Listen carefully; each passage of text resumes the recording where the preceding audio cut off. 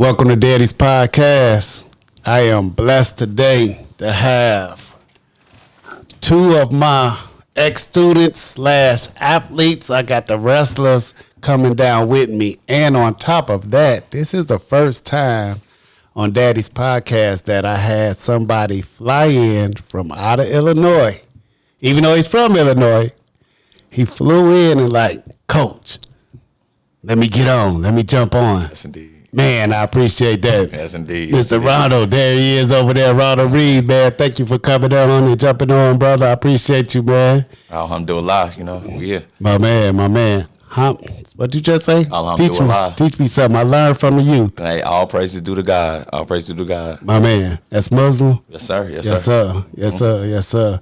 And then I got my next one next to me, my 112-pounder. You was 140, right?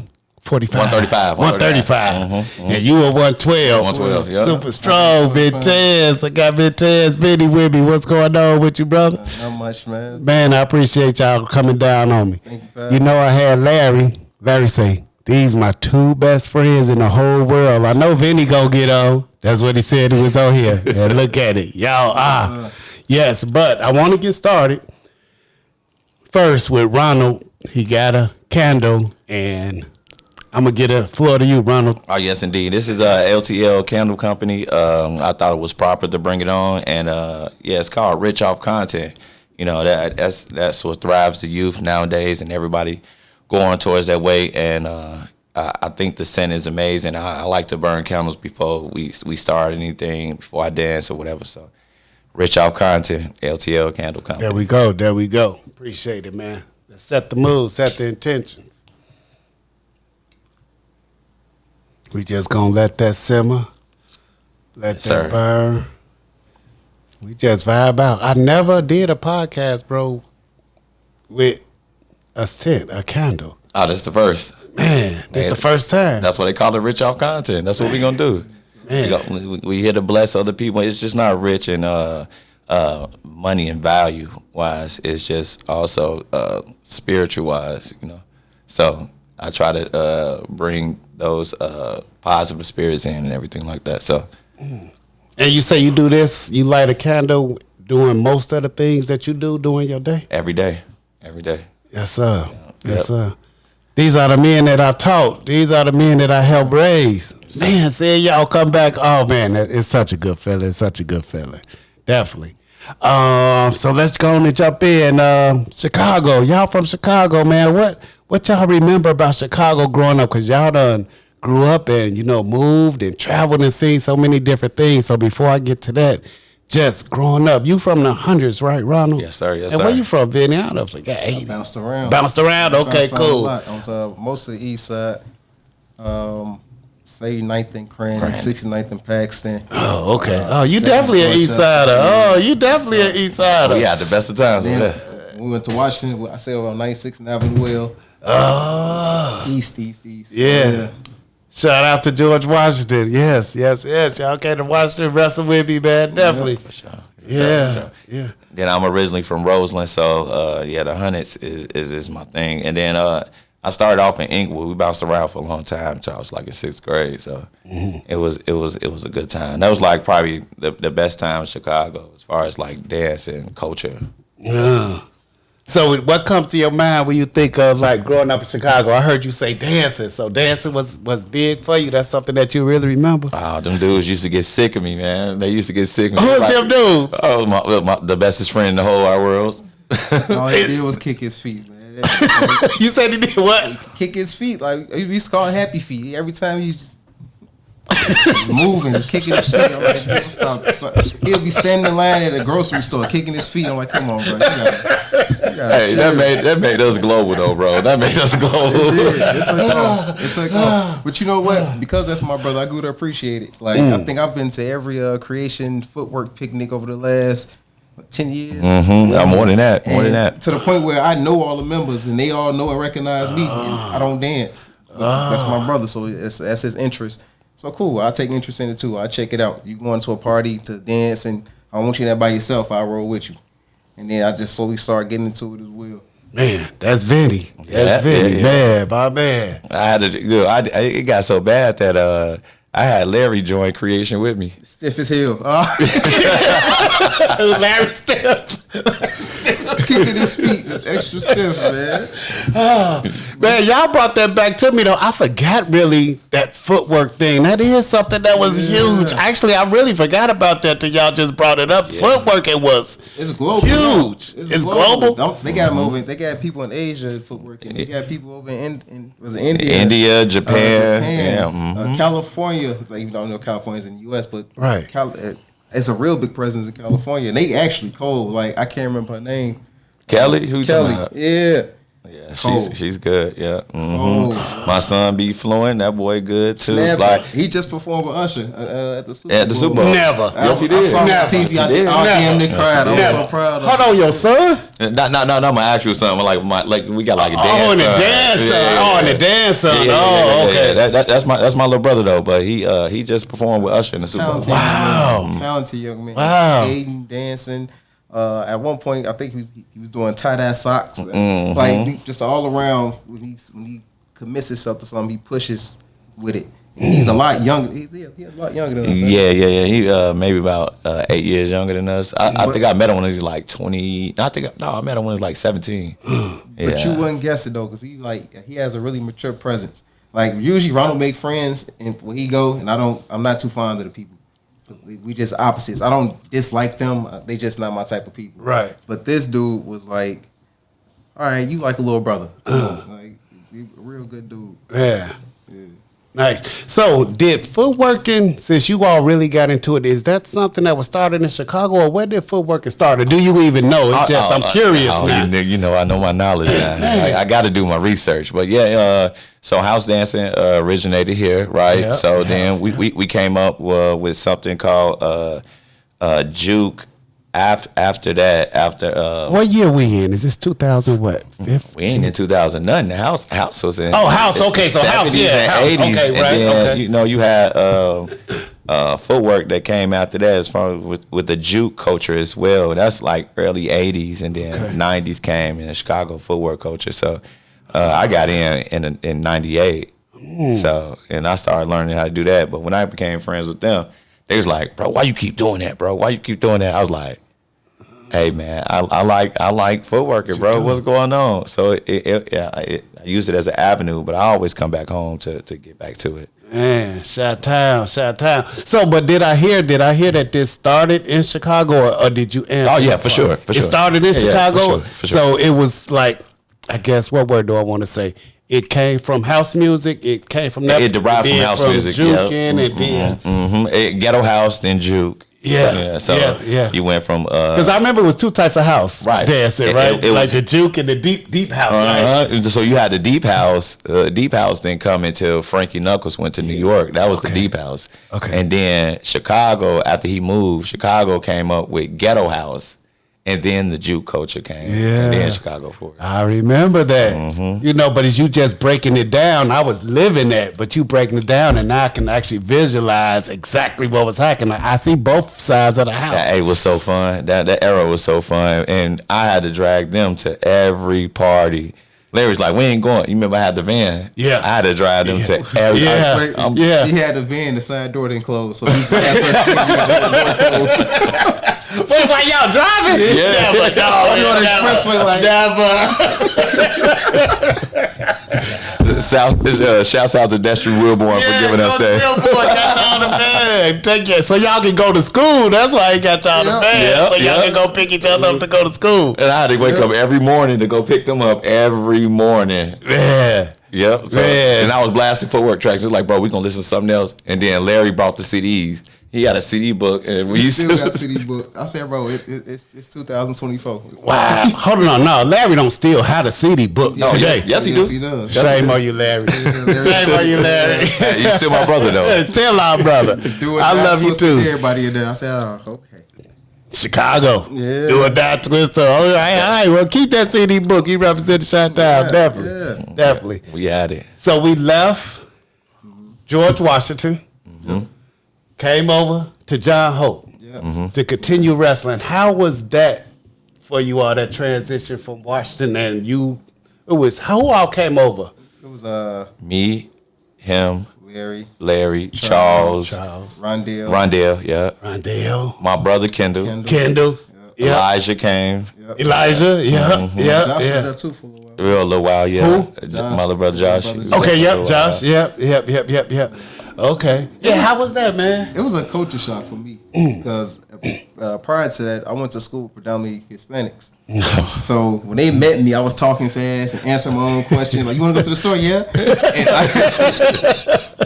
And they would just bake the shit out of me, like just constantly talk about me, roast me. Right. And so now I'm leaving an environment to where it's pretty much mixed. It's Hispanics, it's blacks, predominantly Hispanics, and I'm comfortable around Hispanics. I'm starting to get comfortable around being around more black people again. And then we go to John Hope, and it's like all black people. Yeah. I never knew that. I never knew that. Yeah. And now you telling me you from the east side, so yeah, that is. I was talking fast. I had the South Pole clothes. You want to go to the store? Yeah. I'm like, you know, we got the homeroom. I was like, bro, we're not doing this today. Bro. You okay? He's like, bro, slow down. You talking too fast. So, when I got man, I got to John Hope. It was just like, man, okay, all right, I got this. That's cool. Right. I think the biggest thing too that I took away from John Hope is that, like, me wrestling since I was like 4, I had to like teach. You know, like them, we learned every day. Like, they knew the streets, but I was like, bro, this is how you do wrestling, bro. This is what you do. And Larry went on to become a national champion based off the style that I'm showing you this style. So it was good, just like learning with my people, learning with my brothers, and then we spent almost every day together. Like, it was that. Me and Larry got egged together. Me and Vinny didn't walk miles together. Like, it was that. 54th and Racine, 80th and Richmond, yeah. Blizzard. Going to see a girl like I didn't have no sense. Yeah, that was the worst times. But fun. Hindsight 2020, as I look at it, it's like we've been through a lot, and the city taught us a lot how to move. When you definitely move out of the state and go to different cities, it taught us how to move in a different way. And I know what he thinking already. I know what Larry thinking already, and we know how to move around. It's like after being around each other for so long, everybody has like a position. Yeah. So we go out. Larry, the old man, he go be gone. He go back to the hotel room, go to sleep or something. Go back to Airbnb, go to sleep. Sure, right. He not gonna sleep. So, and then he'll go this aggressive part of the night when he just fucking with people. Yeah. But he's saying they fucking with him. So now I'm a bodyguard. Right. So I understand. We go out, no matter how much I drink or if I smoke or whatever's going on, I still got to make sure I watch out for my brothers. All right, Larry, that's his third one. He about to go to sleep. Man, I'm fuck this. I'm going back to the room. All right, bro. Watch Larry till he get to the hotel. Cool, Larry, cool. Ronald kicking his feet. Ronald stop kicking his feet. Ronald got the microphone. Why is Ronald on stage? So now, Why did Ronald get the microphone? So now let me get close to the stage to make sure my brother's good, because we're not from around here. Like, we in Dallas or we in Miami or we flew out to Bro, I can't even. we just kick it. Like, we just going out and kick. Every year we pick a spot, we go kick it, and we understand, like, this is what's going on. This one's going to sleep at this time. This one's gonna probably do too much. You just watch this one. This one's gonna go in the room, type of deal. So it's crazy. When we went out of town, we went to the funny stories that when we went to North Carolina, we became the #1 promoters in North Carolina as far as clubs. And I used to get on. Who is we? Y'all three? No, him and I. Okay. Because we got they messed up. The military messed up. They stationed us in the same place, and when we linked up, it was over with. So we got to hosting clubs and everything. So we moving like Chicagoans out there, and they ain't never seen it before. So this is in North Carolina. Yeah, this is where y'all was stationed at. And then I just took my talents to Atlanta and did the same thing. Wow. We was on the radio and everything out there in North Carolina. Wow. Okay, so how did you all get? I got 2 questions. The first question is, how did all y'all meet? Did y'all meet at Washington? Then the second thing I wanted to ask is, what made you all start? What opened you all's eyes to the horizon of going from state to state, city to city? What made y'all leave Chicago Oh, that's the- and just go see the world? How did all that occur? That's a funny story. You want to know what happened? As far as the military, I didn't have nowhere to go, and then I was being like real like rude to my mama, and my mama was like, "No, you can't be like this from my house." So I was staying with Vinny. Are we in high school at this time? We just High graduated. school. We just Y'all graduated. just graduated high school. Yeah. All right, cool. Just Okay. graduated. So I was staying with Vinny, and Vinny was like, "Bro, I'm going to the military." I was like, "Bro," he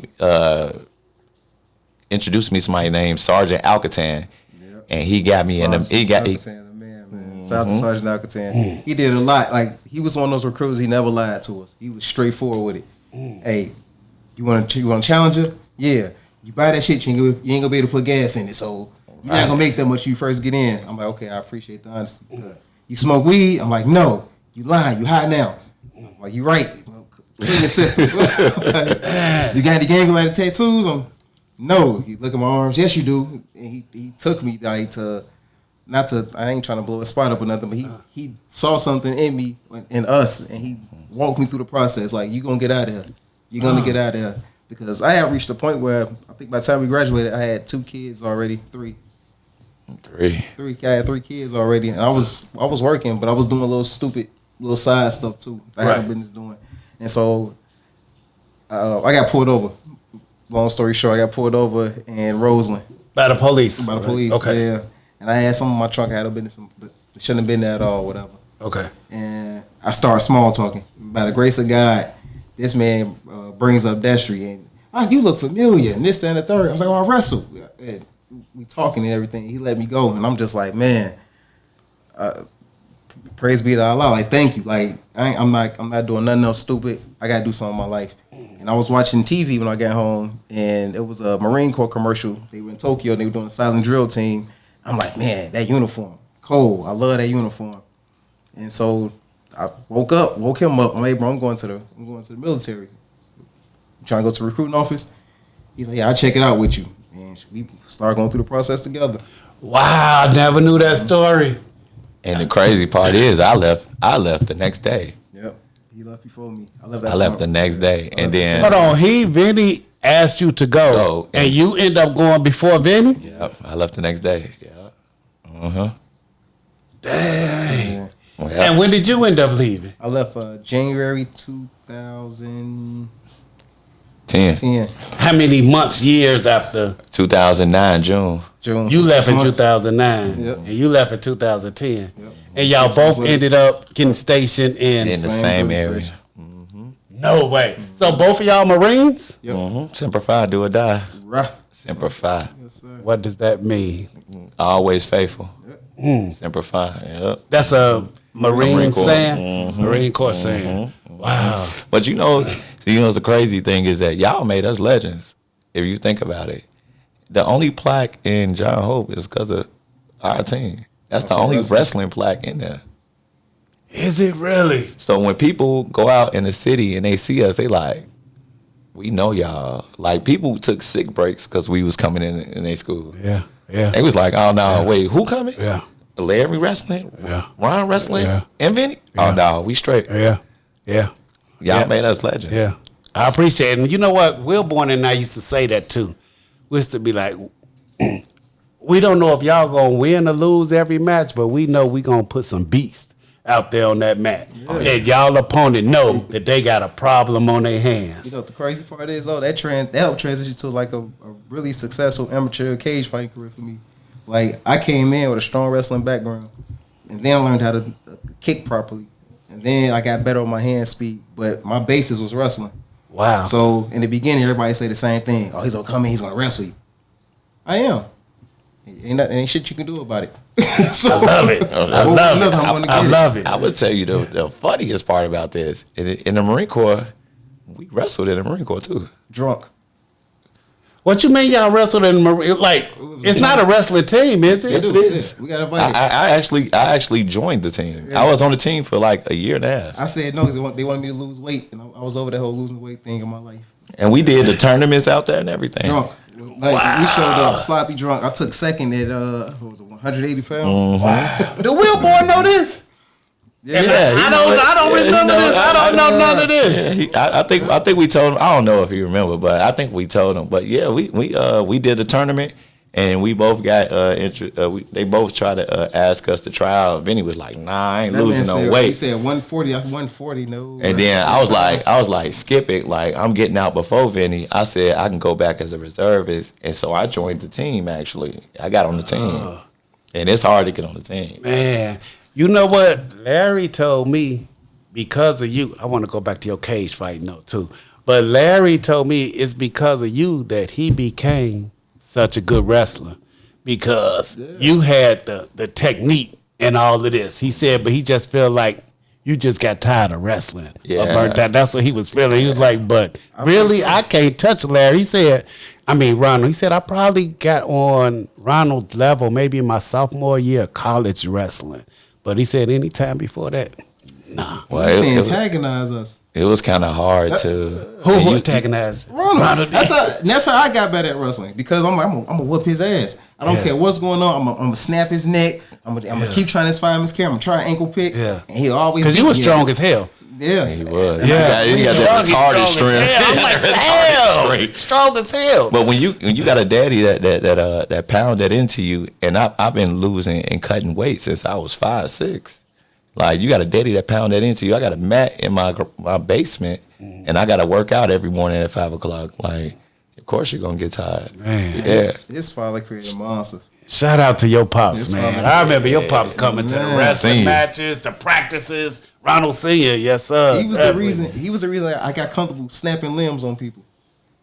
He said it ain't yours. Break it. I was like, we were wrestling Julian, and I was running half Nelson, and I had the boy arm trapped. He was like, son, come here.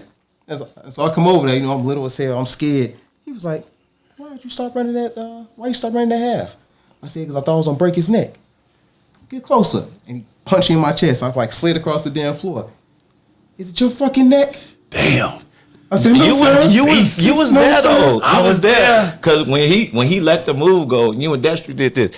I was gonna break his neck. And I can see that because you learned how to wrestle under us, really. I didn't know. I thought wrestling, when I heard wrestling team, I thought I was gonna be jumping off the stage, going through tables. Like I'm thinking like steel chairs. Y'all came in with that singlet. I was like, what the fuck is this? I gotta wear a onesie. My exact words. I gotta wear a onesie. What am I doing? So what made you join? Him.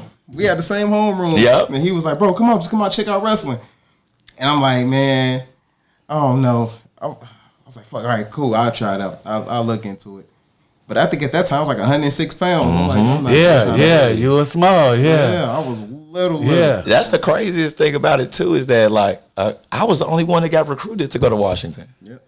Like Wilborn used to come to my matches when I was like 6th grade, 5th grade. I got recruited to go like a whole bunch of schools. And then when I went to Washington, I was in the homeroom. He's like, you want to go to the room? Yeah. I'm like, bro, why are you talking to me like, bro? Like, you joining the wrestling team or what? Because you was recruiting at that time too. And Larry came out of nowhere. Larry's a gangbanger. So Larry came out of nowhere.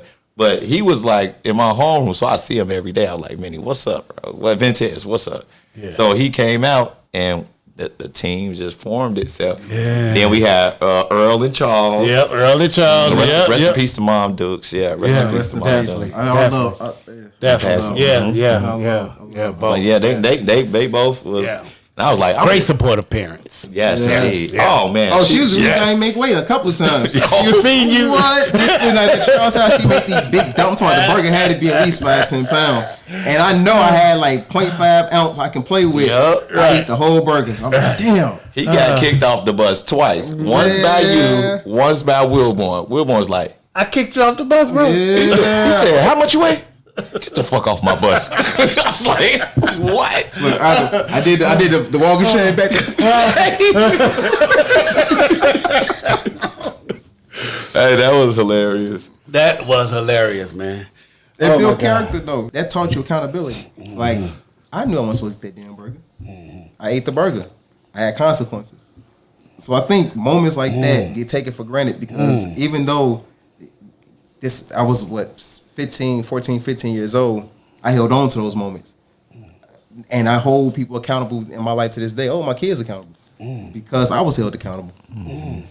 So, man, I appreciate it. I appreciate it. Me too. You put us in a different position. Man, I appreciate that, man. All those stories. Oh, my goodness. So tell me about the and I really do appreciate that, but, man, the cage. So how did you go from a person, freshman year, you didn't know how to wrestle at all, going to, man, tell me, how did your career end up going, continuing to?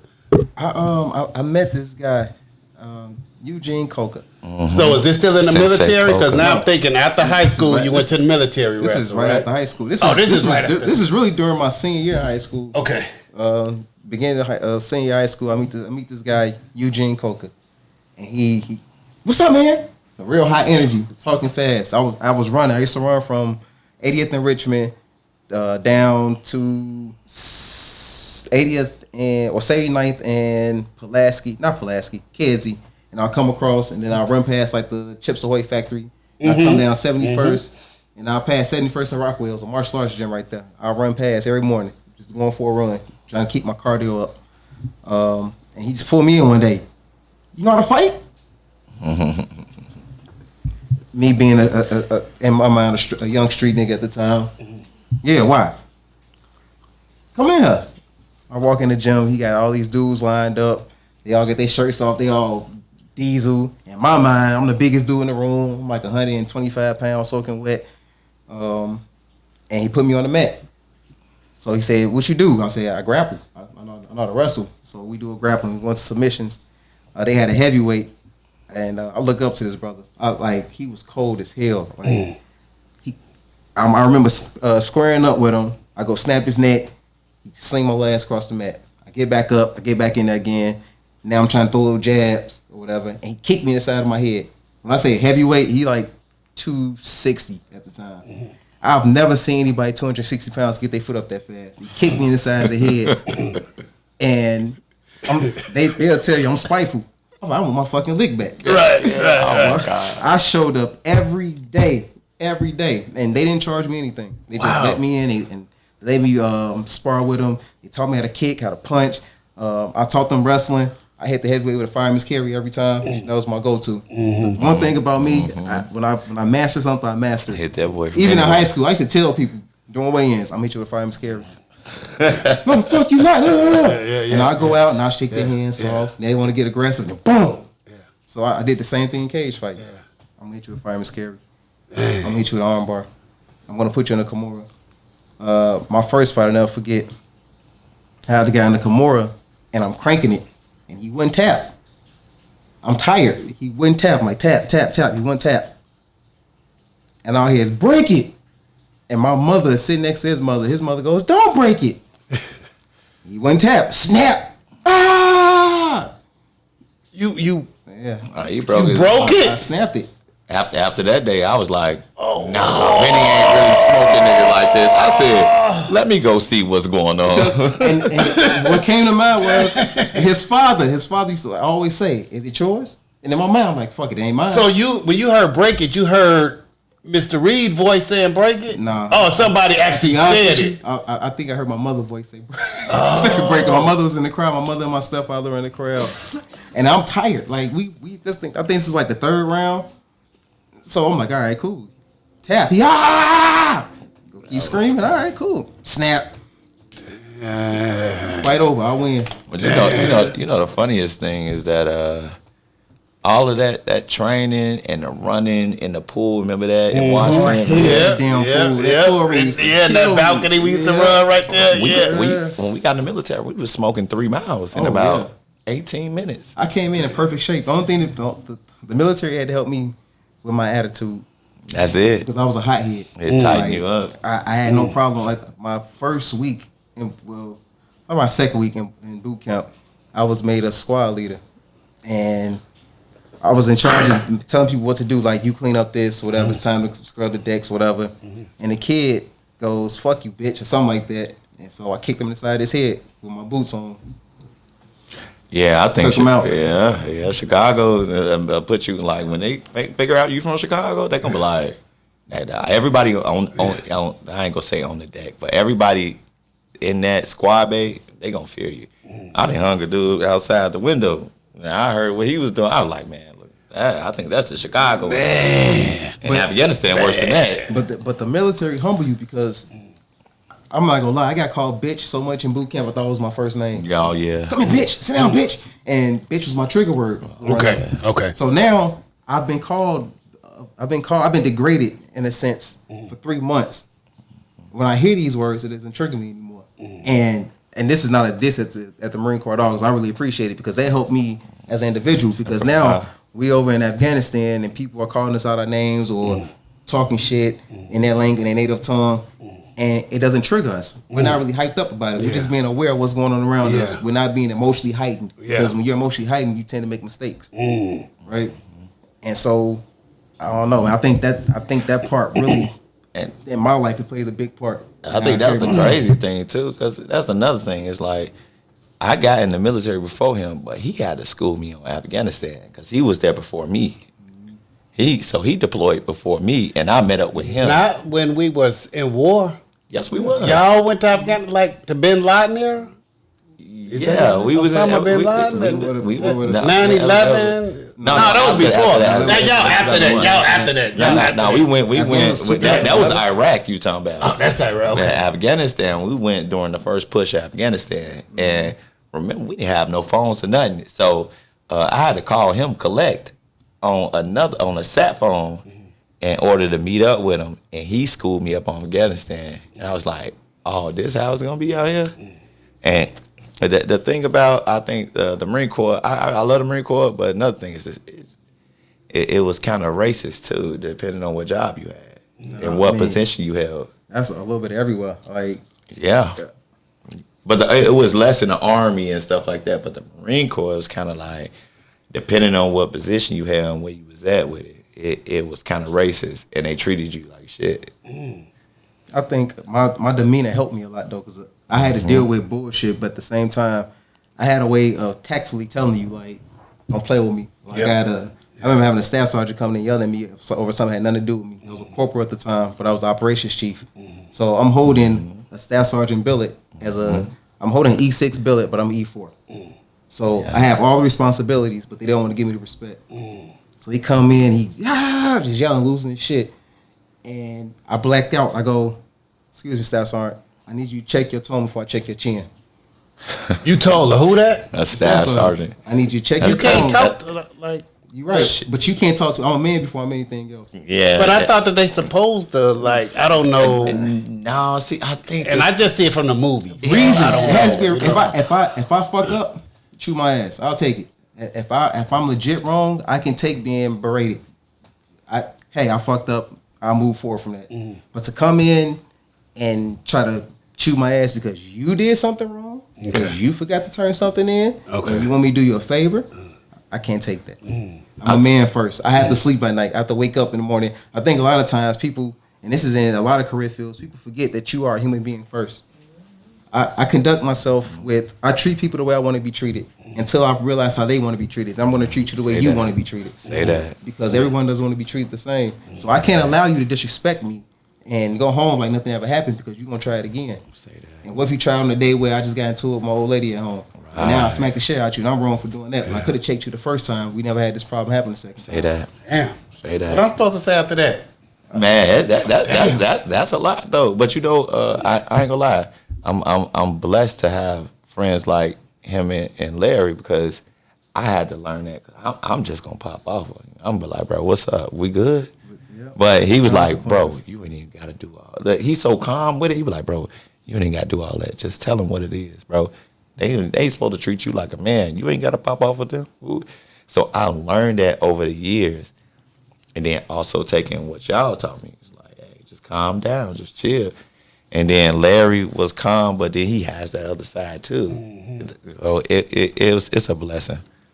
I'm so proud of y'all, man. Sitting up here listening to how you all like just process all of this stuff. Y'all mental has gotten so strong. All the way back to you saying running in the pool. Now when you got to the Army, you was physically ready. Marine Corps, the guy calling you a bitch.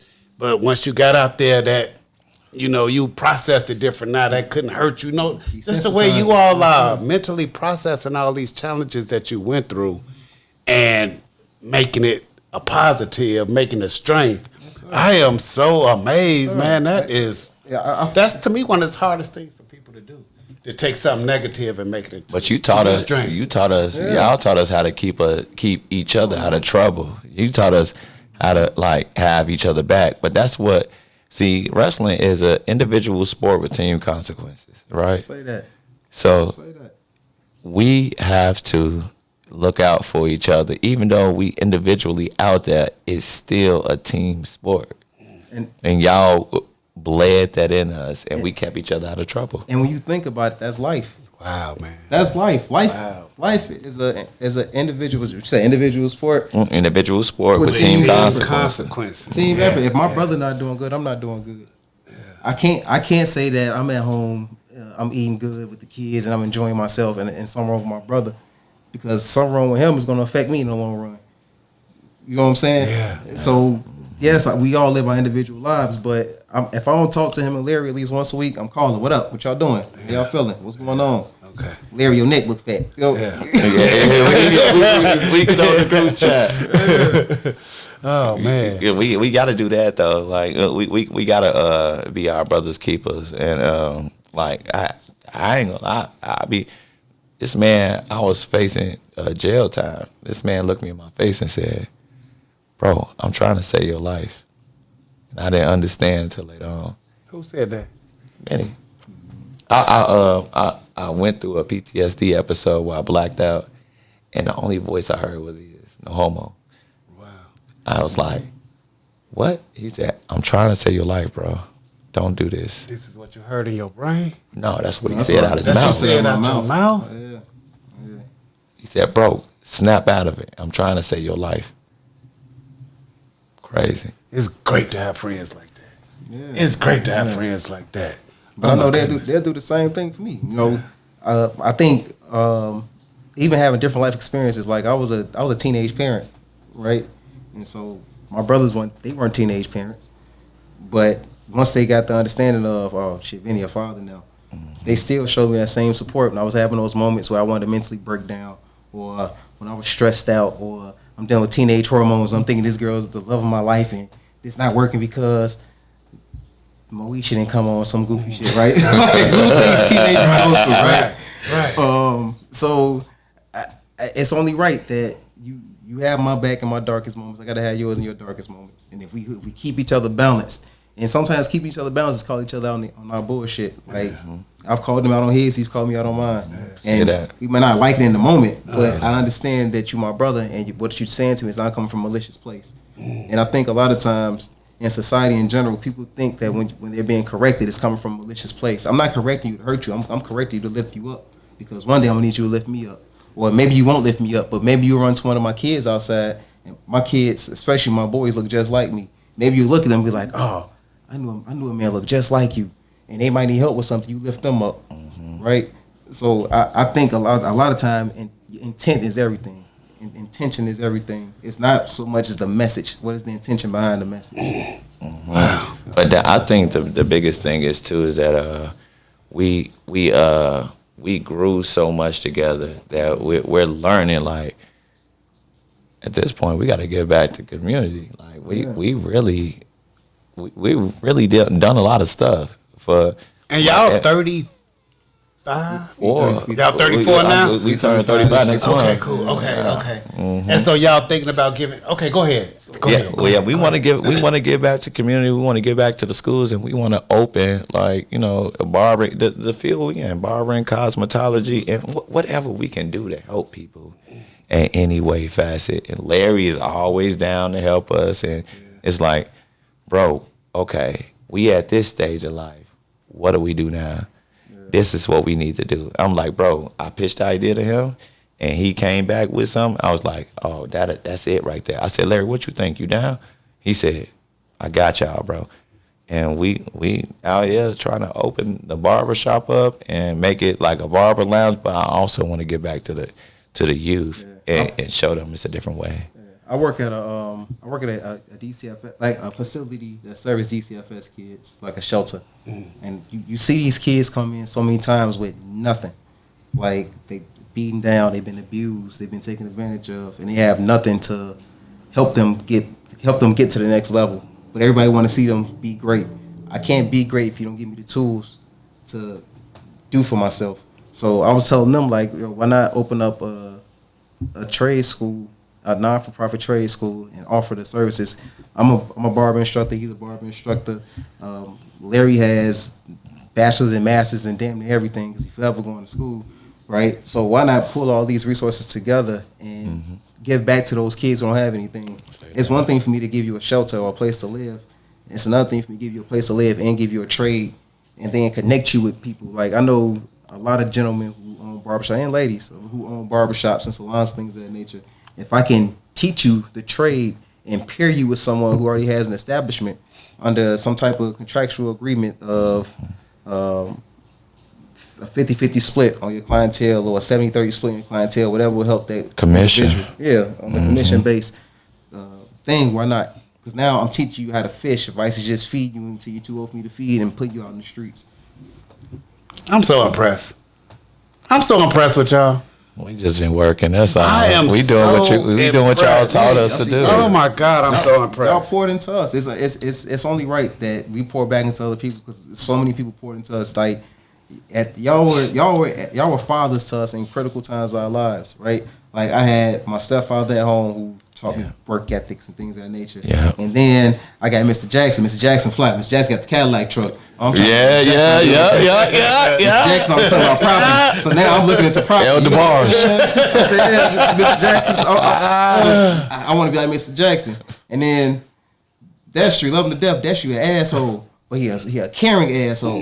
He's not one of those. I'm hard on you because I can be. I'm hard on you because I know that there's something greater in you. Man. So I'm like, okay, cool. So I can genuinely be myself because as a genuine person, I come off as aggressive at times. I can genuinely be aggressive because that's just who I am and let people know I don't mean any harm by it. I'm this way towards you because I want the best out of you.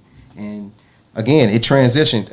A lot of my parenting styles with my 30,000 kids, I get from little parts of y'all, little things I took from y'all. Like I remember watching you interact with your sons, and you was always smooth about it. You ain't yell. You was cool with it, right? Was so smooth. And you always dropped little gems. You always gave game, like regardless of what was going on. And didn't say it like that though. He was like, "You don't even know, young blood." It make you sit out and then walk away. I was like, "What?" And be smooth with it. Oh my God. Be smooth disappointed. You know what? Oh my God. Let me talk to you for a minute. Bro, but he don't You even know better than that. I'm like, oh damn. I didn't know how y'all see this, man. You didn't walk away. You glid away. You was like this. We never seen you no more. I was like, this. How he telling us to do something? And we blink and you gone in some other classroom doing some class. I'm like, oh my God. Oh no! Man. I hate it when you got to John Hope. They said you're a disciplinary. I said I got in-school detention. How my coach gonna give me detention? Call my mom. Don't tell Mr. Jackson on me. Listen. I was like, and then we had the debate where we had to deal with Mr. Jackson or our parents. We was like, well, shit, we just might as well get in trouble. We ain't dealing with either one of those. I had that peacemaker. I hated that peacemaker. And then Destry say, it's like that Destry popped up out of nowhere. I said, damn, who called Destry? I was like, and then you cornered me. Then my mama and his mama came out of nowhere. I was like, but you can always tell when Destry. You can tell when Destry was pissed off because his head started sweating. He beads of sweat pop up like, oh, we done fucked up. It's about to get bad. Hey, Mr. Jackson, when he put his hand in them slacks, when he put him hand in them slacks. Oh my God. We remember we found ourselves fighting when the boy shot jump you the hallway. Oh my God. Yeah, when we started that riot, we went through 2 riots with you. The one at Washington. The one at Washington and the one at John Hope.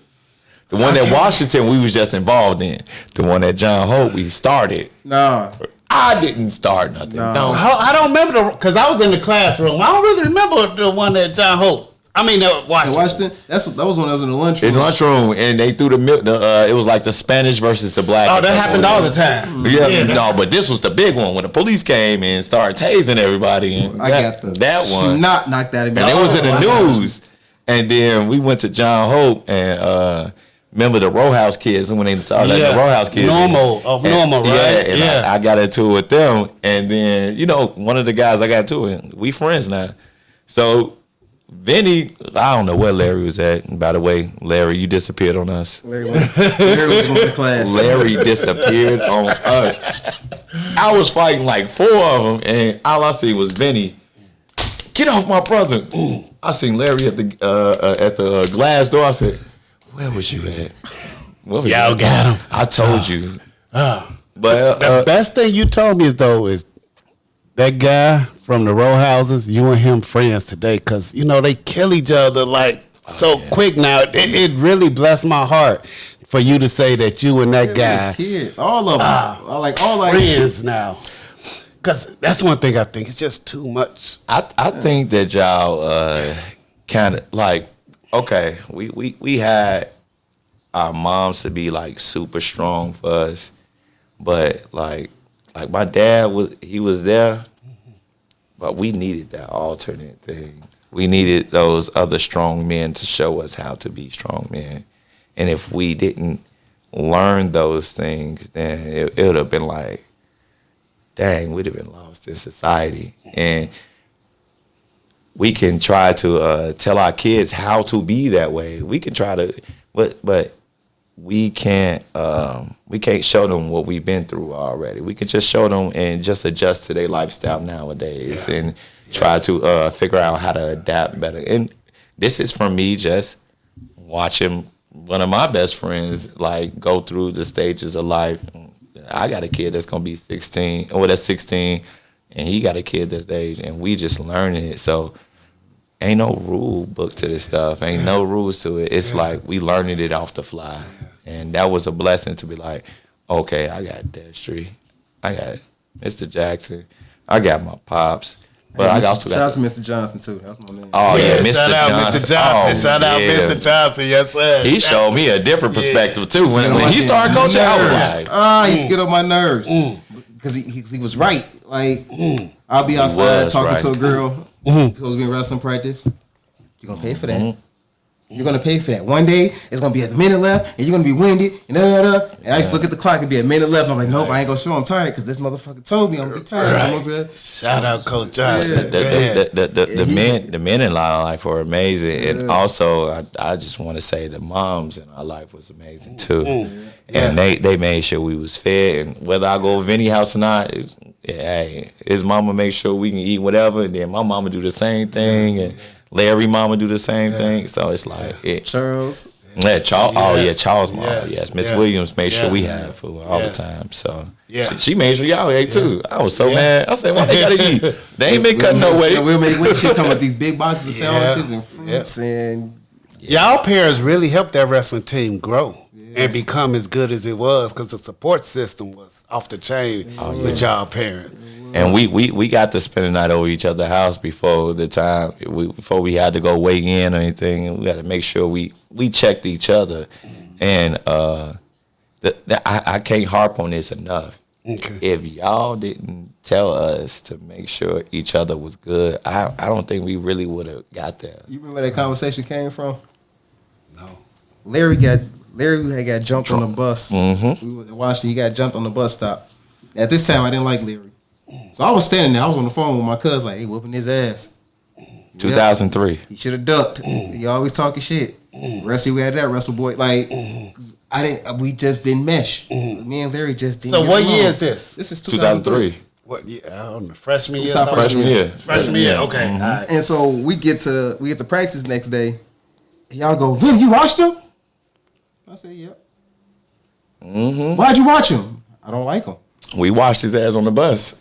Me and Vinny was sitting there on the bus watching. So y'all two clicked first. Yeah. Look, me and Vinny sat on that bus. And that was in division. That's right. We just saw people surrounding Larry. We was like, we don't even know dude like that. We finna sit on the bus because Larry had this cocky. Yeah. He was a Roseland baby. That's what that was. So, I knew him from Roseland, so I'm like, with that perm in his head. Yeah. So I see half Italian. It was just for me. That's his baby hair. That's his baby hair.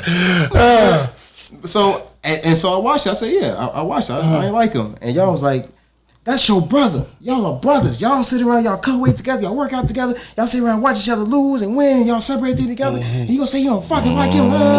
From that point forward, we started kicking it with each other. Like Larry invited me over to his crib to play basketball. Ronald invited me over for a sleepover. They come to my crib for a barbecue. And so we started like, shit, that's my brother. If something happening, I'm gonna look out for him. Even the situation that John Hope had nothing to do with me. It was because they made fun of Ronald because he was carrying his girlfriend at the time purse. I made fun of him all the time when he did it, but they did it. That's you not my brother. Yeah. Cool. Yeah. So now he has an issue with him, and so since he has an issue with him, okay, that's my brother. I'm gonna try to talk it out first. Oh, ain't no talking cool. Then we had an issue, or whatever. Wow. But we were kids, like so. There was never. Now kids are on the shit and they kill each other over it. At that time, we fought on Monday, and by Friday, everybody's at the same party, kicking it, talking trash, or. I was so cocky. I was like, why they gonna whoop me? Like, bro, like I just won the whole city. Like, why they whooping me? Like, what's going on? I took second of y'all was pissed. But you know, I don't think today's kids know the work ethic, know the work that has to be put in before you can get to a certain position. You know, like as we unpack our story, we telling you all the layers that we had to unfold to get there. Now I think they just ready to get there. Yeah. They want the money. Yes, indeed. But you know what? They have the tech. I say they. I feel old as hell saying they, but they have the technology. They're so much more technology advanced than we were in that stage of life, and they just constantly adapt. Like my 11-year-old has had an iPhone since he was like 4 years old. And he knows how to operate his phone and FaceTime, and now he is very technically savvy. He knows computers. My oldest son is a computer whiz. Like he's really good with technology. I'm not gonna embarrass him on here.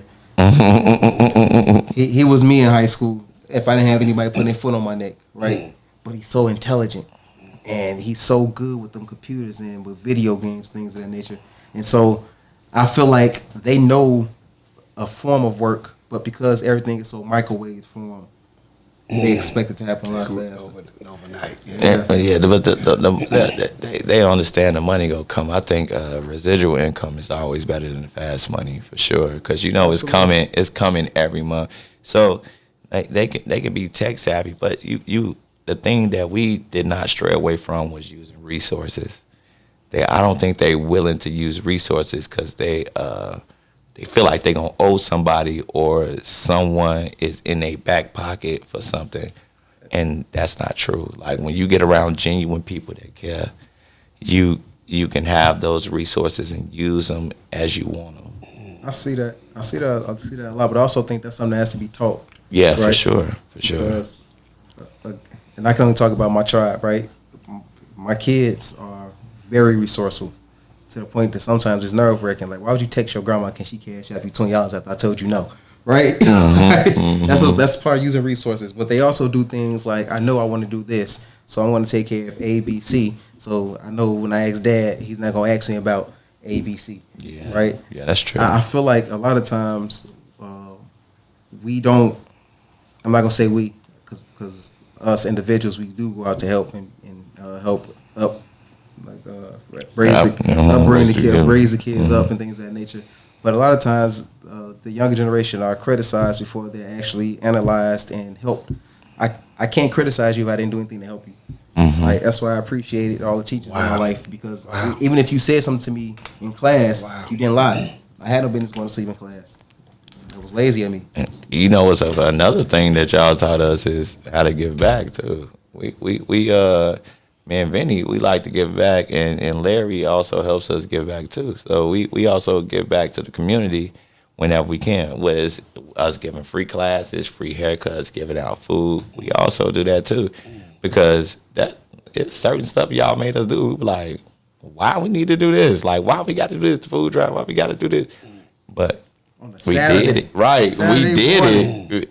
Doing food drives, but we doing it now though, and it's like, bro, I understood what they were trying to teach us now. Wow, dang. I can't remember all these things, but I know things that I would do. So I know everything coming out y'all mouth. Y'all like, dang, we did do that. I did do that. Man, thank y'all for reminding me of that. Hey, and I want to go back to you, Ronald. You said something like, or you, Vinny, they just expect it to happen. They got to be taught how to do it. They got to, learn how to do it instead of becoming instant. And we were talking earlier, and I hope I ain't putting too much out there, but you was talking about how you are retired, you went to the services, and now you make a certain amount of money every month, and now you ain't want to just sit back and retire at the age of 34. But I do think that's something positive. We could talk about how does that work, going and retiring at a certain age and doing whatever.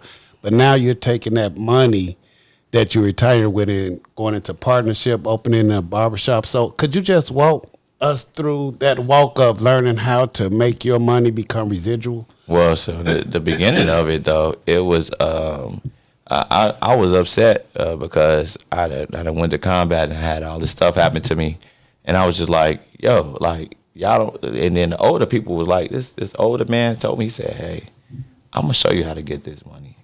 Are you gonna listen? So I listened to him, and everything that was actually wrong with me, and my wife was telling me, she was telling me like, hey, there's something wrong with you. Go get checked out. I never listened to her. But when he told me, I was like, okay, this is how I'm going to do it. So after that, I went to go file my claim through the VA and get on my disability. And I got my 100%. And then I got my disability. I said, bro, let me show you how to do this, because you went through the same combat I went through. And he said, what's up, bro? What I got to do? I told him what to do. And I was like, bro, this is how we going to get our money. And mine came in phases, though, because when I first went, first off, my wife made me go to the VA clinic to get seen because, again, I was short-tempered. I went through a phase where I was alcoholic. I drunk. I used to wake up at 2, 3 o'clock in the morning, and I drink. This how you know you're alcoholic. I drink gin and juice. Yes, we did. Chugging gin and juice before yes, work. We did. I go into work. I run a perfect 300 combat fitness test. I did 130 MOCAN lifts. I do the obstacle course in under 2 minutes and 5 seconds. I'll run, was it half a mile? Half a mile. It's like a mile. It's like a mile and something, I think. I don't think it was a whole mile. I can't remember what the run was, but I'll do my run. CFT, right? Yeah, the CFT. Okay. And I'll do it all perfect. And I'll be completely drunk. And I'll throw up, you smell alcohol, and a lot of Marines around me thought it was funny. Like, they'll laugh at it or whatever. But I had a moment where I went home, and my wife was like, I'm scared of you. Yeah. And that hit me like, yo, you're not supposed to be scared of me. Like, you're supposed to be the person who I can relax my shoulders with. But it's hard to relax your shoulders when you come in the house smelling like alcohol and you hyper aggressive and you taking out things on people and you waking up out of your sleep in cold sweats or grabbing shit in your sleep and things of that nature. So when I got out the military and came here, she drove me to a VA clinic in Chicago Heights. I sat down, I talked to a clinician, and the clinician was a Marine. She got the Marine plaques up and everything. So I'm talking to her, and I'm talking to her like I'm talking to a Marine. So I'm cracking dead body jokes, and Marines got dark ass humor. Like, our humor is horrible. That is crazy. So we're cracking jokes and ha ha ha. And she goes, hang on a minute, I want you to talk to my boss. And she disappears, and she gone for a certain period of time. So I'm like, Teresa, get your keys. Come on, let's go. All right, so I leave, and I get a call from the clinic. Hey, where'd you go? I went home. Oh, no, I just want you to meet my boss real quick. So come back upstairs, whatever. We peek through the glass doors, and you see these jacked ass dudes. Oh, they come to get you. Yeah. They come to get you. And she goes, well, we don't have to ask you if we feel like you're harm to yourself and others. We don't have to ask you. We're allowed to keep you for X amount of days. Instead of the Yeah, they took me for 4 days. Man, you can't have your phone and they took me. So they just grab you and say, "Come with me." They ain't grab me. I got out of there. They gonna put you in it. They gonna put you. They gonna put you in the straight jacket. Yeah, they making you put you in the straight jacket. And so after that run in, I said, "Fuck it, I'm not doing it again." But I was going through a period in my life where I was having convulsions in my sleep, and so I ended up going to the VA to get my head scanned. So let me just understand. Convulsion, you shaking? Yeah, but we do that all the time. So I went into the VA to get seen for that, and we were in there, and my wife again. At this point, she was like my my companion, my PTSD companion, because I couldn't go anywhere without her. If I was going to Walmart, she was going to Walmart. If I was going to a family event, she was going to the family event, and she kick it like she has fun. Like Teresa, I don't know if y'all remember, she went to school with us. Teresa Booker. She went to Hope? Yeah, she went to John Hope. Yeah. That's my wife. Yeah. You remember Teresa? Yeah. Shout out John Hope. Yes, sir. She's lively. Like she go out, if music playing, she go dance, she gonna kick it and talk to people. And so watching her made me comfortable. I still had to make sure I can watch her do and watch everybody in the room, but she was having fun, so I'm cool. So I got tired of that though, because I can't go to work and go to school and take you with me. It's weird. You got to be able to function on your own. So she took me to the VA for the head thing, and while we were in there, she's like, "Hey, how about we stop by the psych department?" And so we went over there. I got linked with who's the one that doesn't give you medication? Psychologist. Yeah, I got linked with a psychologist, and that relationship didn't work because his face made me mad. But I was able to get services, and like you said, I got disability. Yeah, I got diagnosed with PTSD, anxiety, and depression, and I started getting small amounts of help. I'm not big on the hospital. Like these guys will go and get checked out, and I commend them on it all the time. I gotta get checked out. My pancreas got destroyed. If I can tape it, I'm gonna put some duct tape on it and call it a day. But I was happy that I had that avenue now to get any type of help I need. If I'm in a dark place or if I need to talk to somebody, they look out. Not to mention you get paid every month, but if you get the mental help you need, because there's nothing normal about war. I don't care what your job was or what you did. True. There's nothing normal about seeing people blown up. There's nothing normal about hearing gunshots and bombs dropping in the middle of the night and you not knowing what the hell is going on. And right? you be tired too when you come. I slept for 23 hours. I was beat up. And I came back because you have days where you work for 24 hours. That's it. Like it's supposed to be 12 on, 12 off, but when you're in a combat situation, there's things going on. You may not get that rest time. You have to do what you have to do in order to make sure the mission is successful, right? So when you come back, everything is so different. Even interacting with people, like because in your house you're used to taking out the trash, dropping the kids off or whatever, make sure that the locks are locked. But your partner's been doing that the whole 9 to 12 months. Yeah. Right? Mm-hmm. So now she's doing it and you're kind of offended. Like, that's my role. It's a readjustment. Right? So everything is kind of off. Even the way people interact with each other. Like, I remember coming back and I guess prior to the military, I was a happier person. I was happy-go-lucky. Me too. Let my wife tell it. And my family would say, like, something off.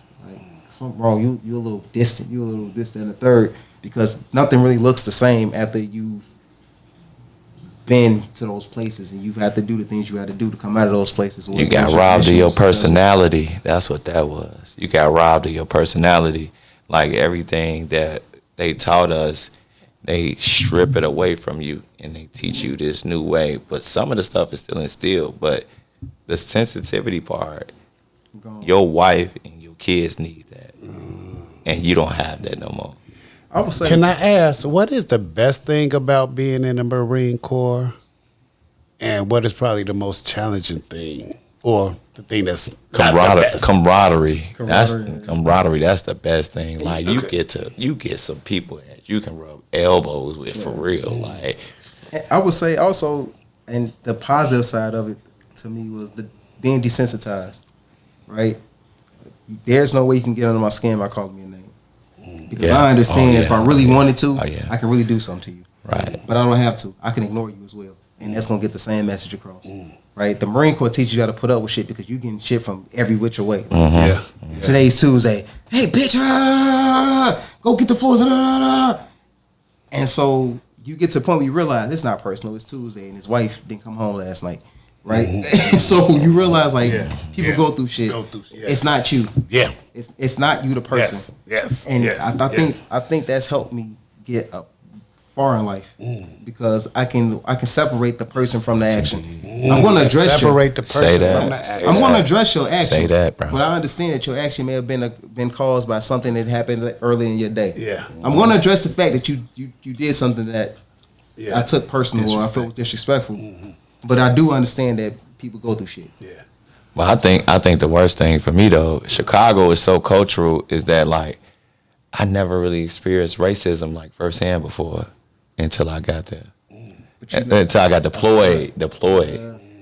And I was like y'all really act like we supposed to be the same. Like what's going on? But you know what though? I'm not gonna lie.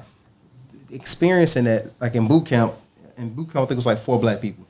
Mm-hmm. We didn't know each other, but we all grouped together and we became so much tighter because we had, right? And then it sounds crazy, but leaving Chicago and going to these different places helped me appreciate black people. Because before, where I saw a nigga who trying to rob me or this motherfucker like do this to the third, I gotta get him first. Before, where I was a little hyper aggressive, now I'm like, oh, you remind me of a cousin, or oh man, you like my brother. I see the similarities in the people who look like me, and I appreciate them because I was in places where I didn't get to see them as much. Yeah. So when I came home, people were mean mug and stuff. I wasn't mean mugging. I was smiling. I was hugging people in Walgreens. Like people thought I was a hippie. Yeah. I say, "What's up, bro? How you doing?" Yeah.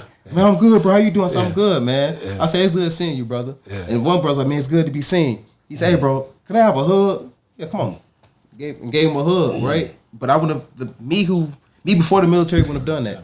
Me after the military and being able to experience different walks of life and different scenery, so like better words, made me appreciate black people. Yes. And Chicago is so cultural too. Like we keep forgetting about that. Like Chicago is really cultural. Like we've been around every walk of life out here.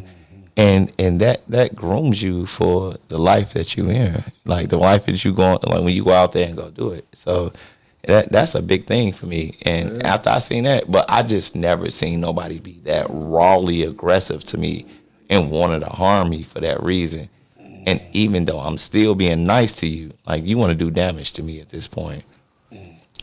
I'm not gonna say everybody like that though. But it was just certain people, and that was like the worst thing I could have ever experienced. Like, bro, like, what do you want to lynch me or something, bro? You good? Wow. So we at war. Yeah. I would say on the other side though, you build some at war. On the other side though, you build some bonds that you just never forget. Like I got a friend of mine, he's from Gloucester County, Virginia. I think they had like 6 stop signs. Predominantly white neighborhood. Probably this is like one of my really good friends. We went to Afghanistan together, went to Africa together, and we don't talk every day, but we make it our business to reach out to each other. What's up, bro? How you doing? And he got this country ass accent. What are you talking about? Barrett. Oh yeah, Bruce Barrett. I know what you're talking about. He drive this big dumbass pickup truck with mud and wheels on it and everything. But he's one of the people who got me comfortable with guns. Like, of course, being from Chicago, unfortunately, I've handled a weapon before, but it was never like a trained shoot gun. He's talking about rifles, pistols, shotguns, AR-15. He told me about guns. We sat down, we talked guns, and then he told me how young he started shooting. I've been shooting since I was 4 or 5 years old, and so when my son was born, my middle son, when he was born, I said, "Well, you turn 5, I'm gonna teach you how to shoot." He's been shooting since he was 5 years old. Wow. He's shot in rifles. He's shot in pistols. Wow. He hasn't shot a shotgun. I'm not gonna do that to him. But knock his little shoulder off. But it took a country boy who I probably never would have met in my regular walk of life to make me understand that guns are a thing to protect you, and it's your right to have a gun. And so it's best you teach everyone in your household how to use a gun because you never know what might happen. Yeah. Not saying anything bad will happen, but that's real. That's how he brought it to me, and I'm like, damn, all right. Yeah. Right, so I think the military, it has its negatives and positives. Yeah, but at the end of the day, just like any job or anything. Okay. When I'm in Afghanistan, I didn't see black, white, brown. I saw Marine, Air Force, Navy, Army. We talk shit about all of the branches. We all together though. But I had my Marines. Some of my best friends now. We never would have crossed paths in Chicago because they could never come to the south side of Chicago, and I wouldn't recommend it. Like when they come visit, you get an Airbnb up north, I'm gonna come visit you up there. And if you come to the south side to around my neighborhood or whatever, you fine. I'm not saying that the south side is dangerous by any means necessary.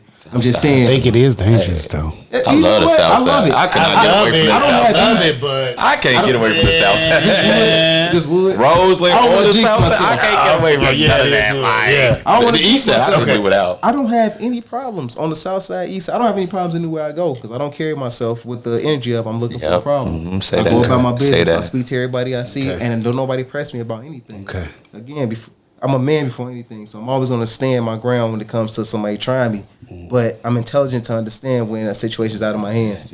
I'm also intelligent to understand when someone's energy is bad. If you're pacing back and forth in the same spot over and over again, I'm not about to walk past you. I'm across the street. I'm not being scared. I'm being aware. Yeah, that's it. Because I also carry, so I'm not scared of nothing.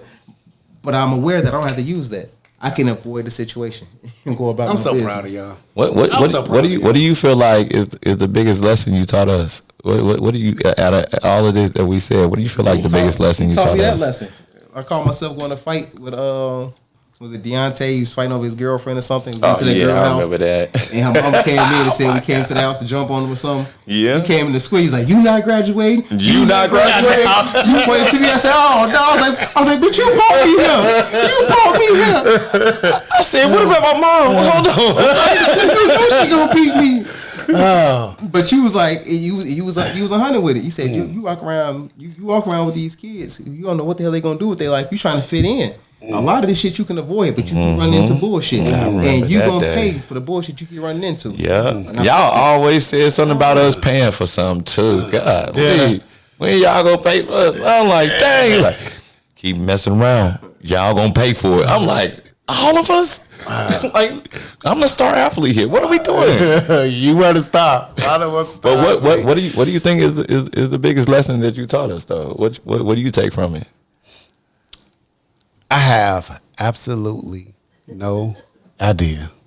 I am sitting up here and I am listening to you all talk about the things that Wilborn and I have done. And all I can remember is when I was with you all, is that I cared about y'all. I wanted the best for you all.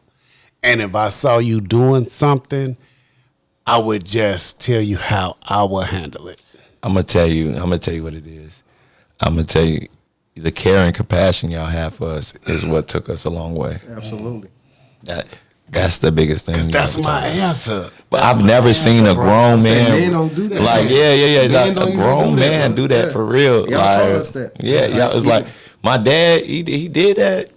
But my dad was like kind of tough too. Yeah. But like, I've never really seen a soft side on him for real. Mm-hmm. I remember like being at the wrestling match being like tight or something. And Wilborn to come here, loosen up. Yeah. And I'd be so uncomfortable. Like, why is this motherfucker touching me? Right? Because in everyday life, you don't see men being compassionate towards young men. Wow. Right? And again, I carry that with because with my boys, my oldest son to be 16 in June, I still kiss him. Not on the mouth or nothing like that, on the foreheads, and I hug him, and I still call him baby, and I still tell him I love you. My 11-year-old, he'll be 12, he about my height almost. My 11-year-old wears a size 10.5 in men. Like, wow, 11, what's that about, 5th grade maybe? 5th grade, yeah. Man. Yeah, big, like, so my boys are, my 15-year-old, who's about to be 16, he's 5'9", 185 pounds. We're about the same size. Like, little stocky built, right? But I still hug them. I still tell them I love you, and I kiss them. I've been doing this since they were little. And that's if you try one of my kids, and I'm so proud to say this, they'll fuck you up. My 11-year-old is a national martial arts champion. He's about to be the I'm going to say it. He's going to be the youngest black belt. He's going to be the youngest black belt in his discipline because he is cold. He is cold. And you know what I call him? I call him baby. And I say I love you. And I kiss him every morning. And every time I hug, every time I touch him, I kiss all my kids. I'll tell them I love them because I was shown from y'all that it's okay to show affection towards a young man or a young woman, and it's not nothing sexual or anything. You're showing them it's okay to show love. And you gotta think we learned it, unlearned it, and then had to relearn it when we got back from Afghanistan. And it took me a long time to relearn that how to be compassionate like that again. But I had to think about my roots, and that's why I like to come back to Chicago, like to get grounded, if that makes sense. So, yeah, it makes me feel grounded in every facet. Wow. I have heard you and Larry both mention that y'all have learned how to be pops from watching Vinny. Oh yeah, for sure. And one of the things I remember Larry saying is, I don't know what he was getting at, but he was like, he seen you go through struggles, this, that, and the third. Yeah. But he never saw you complain about being a father. He never saw you never complain. understand that. I was like, bro, is that not hard? I was like, bro, what are you doing? No. But we literally watched this man become a father at our teenage years all the way up into now. That's why I asked him, like, I ain't too proud to ask you, like, bro, how you do it? And I'm like, bro, he's like, nah, bro, this is how you do it. It's really no instructions to this. I'm like, bro, what do you think about this? What should I do about this? I'm not too ashamed to say that to my brother. Wow. Yeah, we watched him do that. That's exactly what Larry said, man. Kudos to you, man. Oh, yeah. Kudos to you. That's big dog. That's big dog over there. Right. I'm going to leave that. I think, like he said, there's no instructions to it. I think the greatest thing you can have as a parent is humility, right? I'm not too proud to ask somebody that I don't understand something. I've never raised a 17-year-old girl until I had my daughter who turned 17, right? She'll be 18 this year. I never raised a 15, 16-year-old boy until this child. And I talked to him about it. My daughters, because they're 17, 17, 16. Shout out to the baby girls. Right, so they all teenage girls, right? And they growing up and they're coming into their own. My oldest daughter, she gets the brunt of it because I experienced everything first with her. And when we have conversations like, look, I've never raised a 16-year-old girl, right? I've never been a 16-year-old girl, so you got to work with me a little bit. Understand that with the things I'm saying to you, I'm not saying to hurt you at all because I love you. I'll do anything for you. This is your conversation with your daughter? Yeah, like I love you and I want to see you be greater than me. I want to see you go as far as you want to be. I tell my kids all the time, like my oldest daughter is really into politics and writing and things of that nature. And I tell her, you're going to be the president of the United States. And she's like, I don't want to be the president. I said, well, the president father get perks, so you can be the damn president of the United States, right?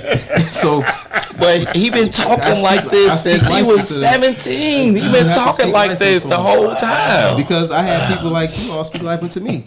Like, Miss Nelson don't understand. Like, at one point, I think I was almost flunking her class because I would come to class and go to sleep, and she got in my ass, and I appreciate it. But in getting in my ass, she'd tell me, "You are way too intelligent to be doing this. You know better than this." And I held on to that because she spoke life into me. When you spoke to me about things that I did wrong, like the time I think I got mad and I tried to fight Charles or something. Take your ass to class. You know better than this. What are you doing? Right?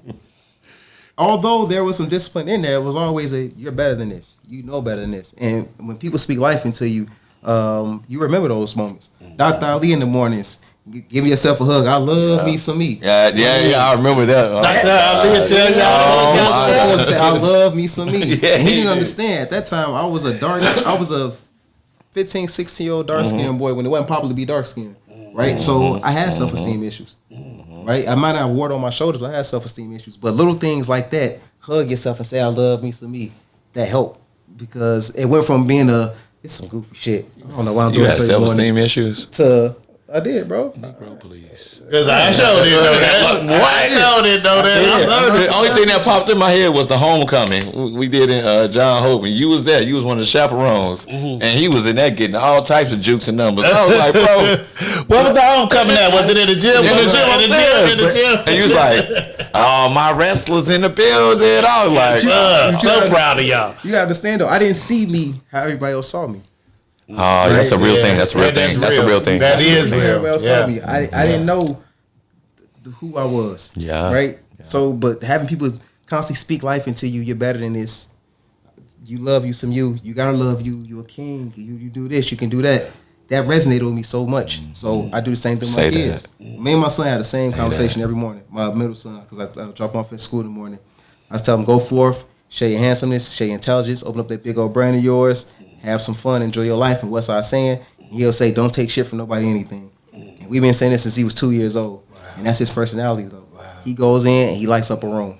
He helps out. He's been a straight A student. He got a couple of B's in there every once in a while. But he's been a straight A student basically since he started his scholastic career, since he started school. And we learned it from him. Exactly. We learned it from him, he's bro. So mature. We learned it from him. And that's because we never skip the moments to speak life into him. Even when you do something wrong, I don't whoop my kids. I stopped a couple of years ago because I realized that whoopings doesn't do anything but make the person who's angry in the moment feel something. Mm-hmm. Make me feel better. You just feel like you accomplished something, but you accomplished nothing because you didn't get anything across to that child, right? So we have conversations. We talk. Mm-hmm. You know better than that, right?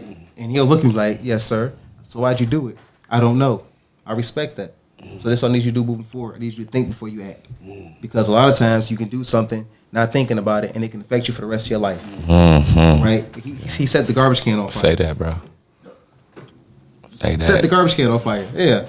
And my wife put it out, and I walked in the house, and I see smoke, and no one wanted to tell me. I think I'm over exaggerating. And that was our conversation. Why'd you do that? I don't know. And he got me to stop whooping my kids. He's like, "Hey, bro, that ain't conducive." So you don't whoop your kids anymore? I don't whoop my kids no more. For what? Nah, I just sit down and have a conversation with them. Like, yeah, I get upset. I let them speak freely as well, but you're gonna respect me at the same token. And I'm gonna respect you. And I'm gonna let you talk. I learned that from him. He was like, "Bro, I don't do." I said, "Why you don't do it?" He explained to me. I was like, "Hey, let me try this method," and it worked for me. I try not to yell. I really don't raise my voice goes about right here. And my kids understand that in my tone, I mean business. Right? I don't have to yell at you. I don't want to berate you. I don't want you to think it's okay to have people yelling at you. Yeah. Because again, my family motto is don't take shit from nobody anything. I can't give you shit and then tell you don't take shit from nobody. You're taking shit from me. But you gotta think who our father figures was. You gotta think about that too, because y'all wouldn't do something if y'all didn't go out there and do it yourself. Like, y'all wouldn't tell us to do something if y'all would go out there and do it yourself. I'd be like, Mr. Jackson, Mr. Jackson, where you at? You gonna grab them shoes about that thing? You show me a headlock. Yeah. You supposed to show me a headlock. Yeah. You know, my wrestling coach at high school used to get mad at me for throwing the headlock. Oh yeah, and that's how I became such a shooter, because it's a high risk move. It's a high risk move. Mm-hmm. He was like, if you don't got it, don't do it. Mm-hmm. So that's when I started shooting all the time, and I teach y'all to Vinny threw that thing from anywhere. It was two things: the fireman's carry and a headlock. He threw that. So once you taught him, he threw that thing from anywhere. He'd be right here. You hit me with the trick. You said the trick is that I'm pushing to you. Yep. I said pushing to me. So and they get mad, get pushing back. I got you. Yep. But Mr. Johnson taught you that pop at the end of your elbow, and then you really went crazy after that, man. He showed me the outside fireman, sweeping the legs from the outside, bring it around the body. He showed me that. Man, I ain't gonna lie. It's a blessing to be here. Coming out here and being on your podcast. But it's like, you don't understand the level of I can't say it enough, but the level of respect that's there, the level of what I've learned, to the point to where it's like, I feel like I mastered this life in some facet. But not only that, you gave me friends to master it with. You gave me people to master it with. Man, thank you for that, man. Thank you for that. You didn't book it on us. Huh? You didn't book it. You didn't just leave us. You ain't just leave us. When you switched, watched it, and then you went to John Hope with all of us. I was like, you gave us a lot of hope, and then Destry did a lot for us and made sure we was straight. And Johnson came along and did a lot for us and made sure we was okay. But the one thing y'all said was just have each other back, and we learned from each other in a different facet. And we wouldn't be in those rooms if it wasn't for y'all. We wouldn't be in those rooms. We wouldn't have that feeling if it wasn't for y'all. We want to give back. Man, thank you for that, man. Thank you. Oh, my goodness. Because you definitely said that as soon as you got off the plane, you was like, I'm here. Yeah, I just picked them up. So my question is, just going back to Atlanta, what is the difference? What made you actually live in Atlanta instead of coming back to Chicago? Okay, the funny part is that, all right, so here's the crazy part. So when I first got out of the military, I was supposed to go back to Chicago. I scored a 12 out of like 8,000 people on the CPD test. Yeah, so I was like the first in line to be Chicago police. That's what I wanted to do. Okay. But my kid's mother, she my wife. Let me just call my wife.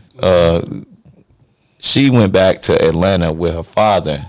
And I was real cool with her father, and we went over there and we was chilling. And I was like, man, I just want my family. I want to chill. I want to hang out. So I went to go do that, and I was telling him like, bro, I just want to be.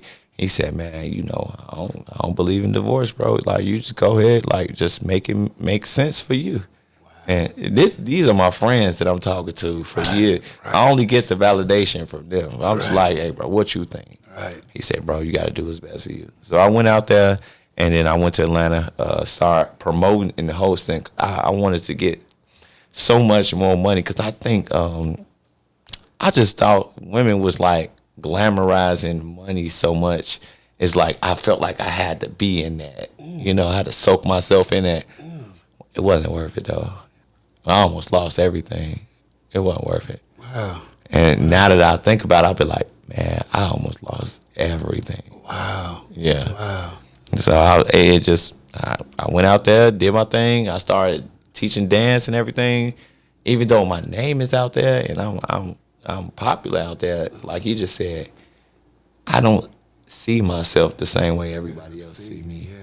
And I learned that from him, and I was like, but I have to get with them every year to get that rejuvenation. But like, bro, how do you feel? What you think? I'm like, when we really dissect our conversations as far as like our relationships, our marriages, and everything, I'm just like, what you think, bro? And they tell me the real, and I'm just like, bro, I just want that. So when I went to Atlanta, she moved to Atlanta, and then I was the hop, skip, and the jump for me. It's over with. I love it. I'm there. I love it. Keep that family together. People don't tell you, but it's a rough thing to do that though. It's hard. Yeah. And sometimes like when you deal with certain mental battles, like we were talking about, we go through, like you really need that person that's going, when you going through that, you need that person that's gonna wake you up and be like, man, I almost died in my sleep, man. Wow. Yeah. So this is Daddy's podcast, but we definitely need women behind every, what they say. Behind every strong man, there is a woman. Yeah, definitely. We need y'all. All right, well, this is the time for the final messages, man. Any thoughts that y'all want to? Well, first, man, I'm speechless, man. I appreciate you all coming in.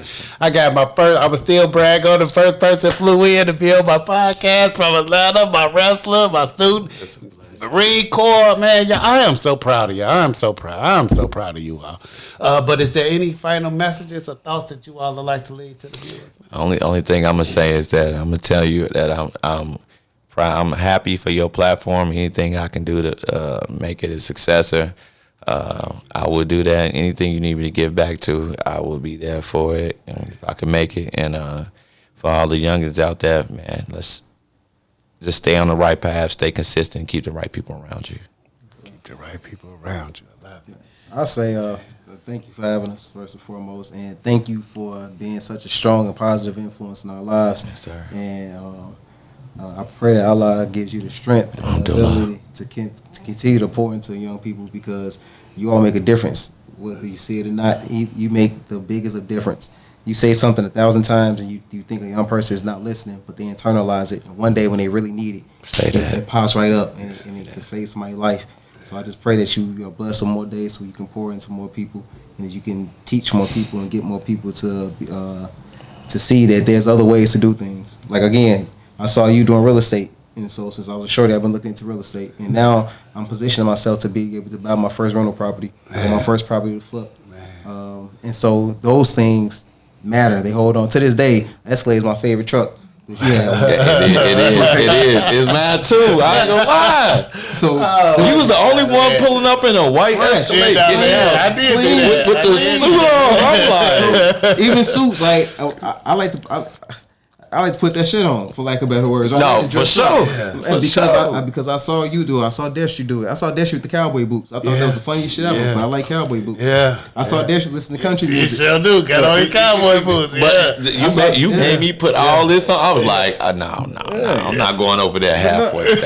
I saw Destry listen. I heard Destry listen to country music one morning. Yeah, he sure and does. I talk so much shit. Yeah. What the fuck is this? Yeah. I love country music. He used to tell me they got stories. Yeah, they it's a do. story. They do. Jason Yeah. Aldean, when I was on deployment, just don't tell them all the truth. Like I was feeling it, right? So it's just those little small tidbits. The youth see it, they feel it, right? Yeah.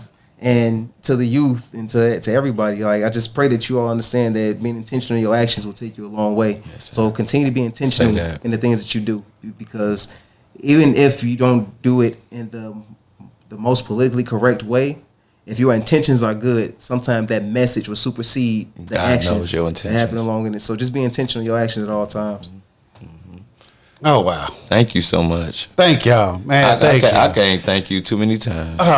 Y'all heard it from Ronald. Y'all heard it from Vinny, Vintez, Daddy's podcast, man. Thank y'all, man.